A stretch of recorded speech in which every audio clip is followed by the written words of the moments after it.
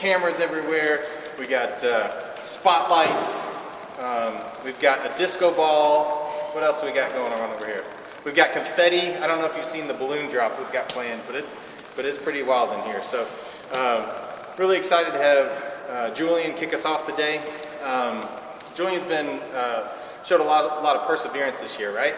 With being in person and switching over to virtual and then coming back now into person and being able to maintain all that and keep organized and still just thrive, which has been really awesome, I think. Not even actually seeing you physically, you've gotten bigger and grown, my goodness, in just a few months. But just to see the maturity that you have to be able to toggle back and forth and really thrive in that virtual setting, to do really well with your grades. And I know you're really proud of yourself. I know family's proud of you, and you're just a rock star, and I know you're going to kill it today. So, you ready to go? Yeah. All right, here we go. Julien. I've never scored a goal in my life without getting the pass from someone else. Have you all back?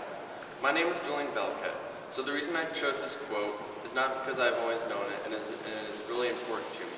The real reason is, as I was looking for a quote while choosing one for this project, I saw it. This quote grabbed my attention, and now it's one of my favorite quotes. To me, this quote was really important. I never once got the ball in any sport and never passed and scored. That's what ball hogs do. All sports that have more than one player require teamwork. When I came to collegiate in the 6th grade, I had only played 4 sports: basketball, soccer, baseball, and flag football. Also, quick side note, I didn't play cool positions in flag football. I only played center, but still had a few touchdowns. But I was really bad at baseball. I couldn't hit a thing.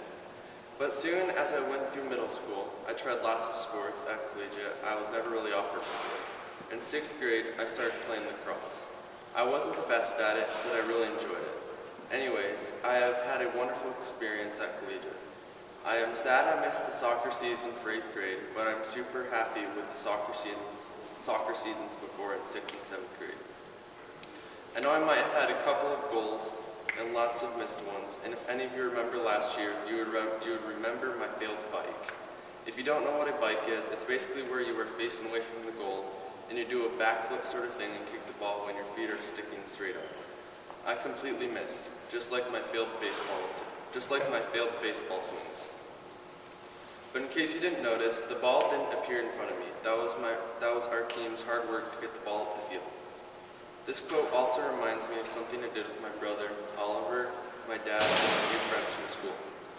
We had something called the workout club. It was just something we did in elementary school at the end of the school day, where we would go to the school gym and work out for about an hour.